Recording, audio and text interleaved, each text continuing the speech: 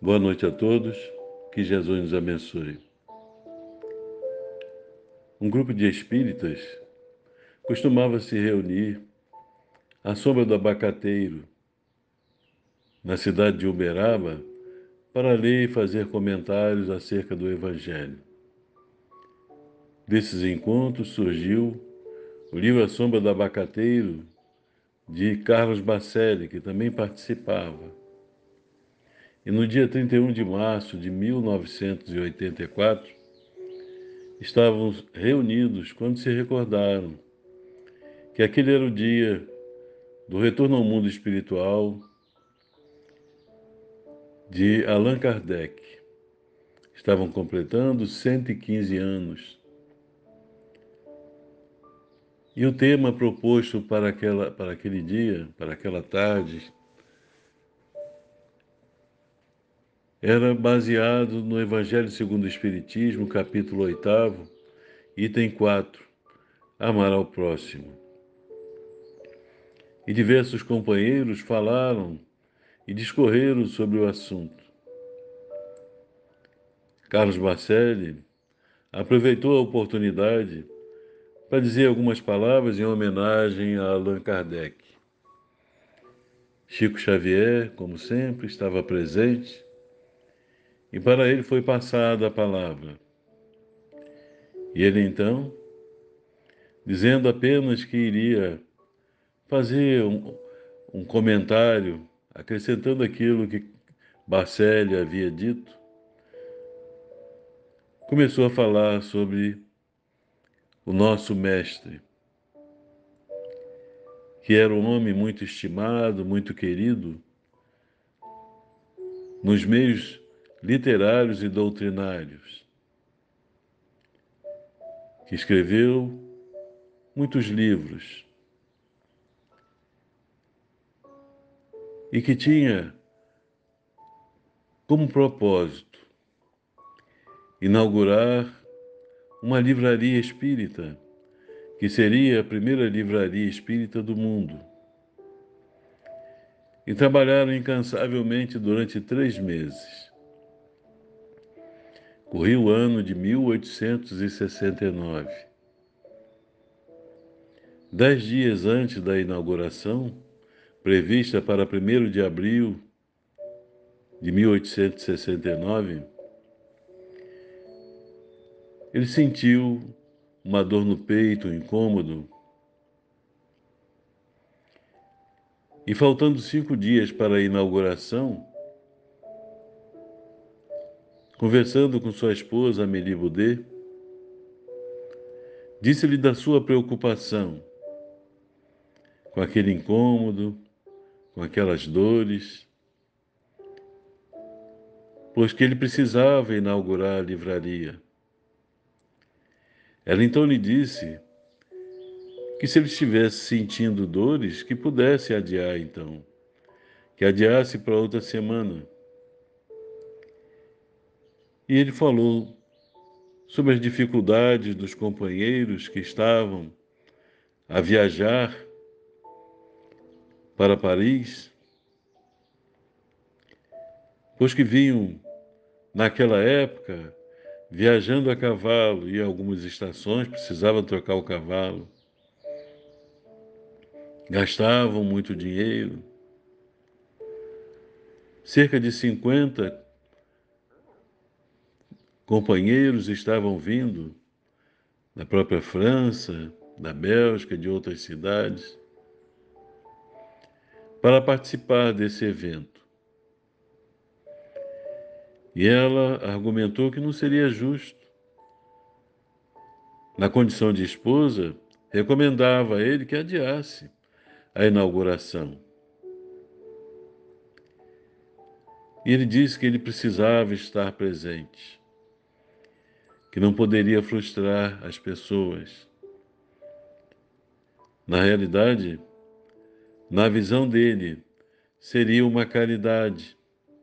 E a doutrina espírita é a própria caridade, pois que permite aos homens, através de seus conhecimentos, modificar as suas vidas, a sua postura,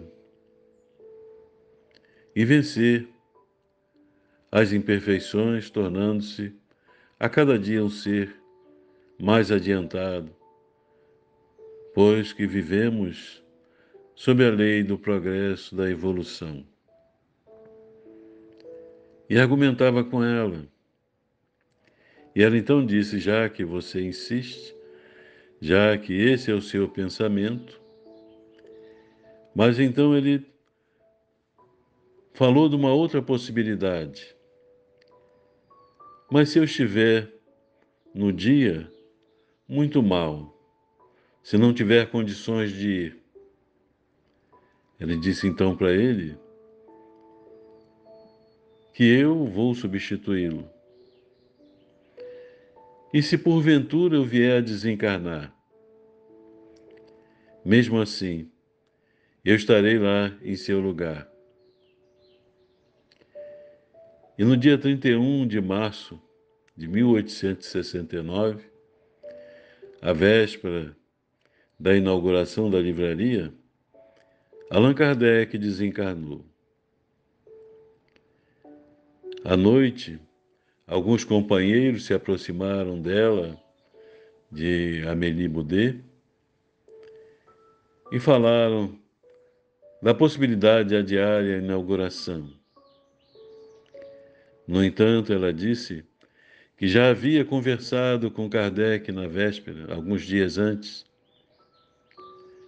e que haviam combinado que ela iria substituí-lo, e que ela faria isso. Às 8 horas da manhã do dia 1º de março, ela se despediu do corpo de Kardec, que se encontrava na urna, em sua casa, dizendo que ia cumprir a sua tarefa, mas que voltaria logo, que ele a perdoasse por isso. E ela se dirigiu, então, para a livraria, onde aguardava alguns companheiros, fez conferência, deu entrevistas e cumpriu com aquilo que havia planejado com seu esposo. A livraria de Paris hoje não existe mais, em função das muitas mudanças ocorridas na França, mas ela em seguida retornou para dar continuidade com a sua presença ao velório. Um grande exemplo para todos nós, pois que muitas vezes, em função de algum outro compromisso, alguma outra dificuldade, recuamos diante de uma tarefa, esquecendo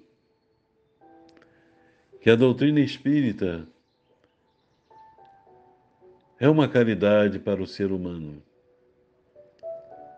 E Kardec trabalhou incansavelmente o tempo que lhe foi permitido, assim como sua esposa, que certamente, ali presente, cumprindo aquilo que havia prometido, não verteu nenhuma lágrima, embora intimamente estivesse destroçada. Fez aquilo que havia planejado e alcançou o seu objetivo. Por outro lado, observamos que alguns irmãos e irmãs, diante da partida de um ente querido, se desespera e recusa a dar seguimento à sua vida sem a pessoa, mesmo sabendo que o seu desespero não vai trazê-lo de volta.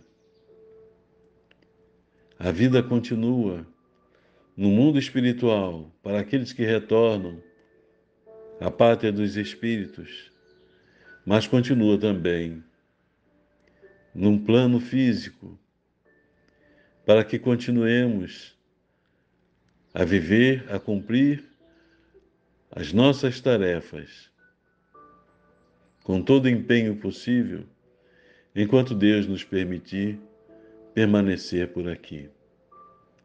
Que o Senhor nos abençoe, esteja sempre presente conosco. Muita paz.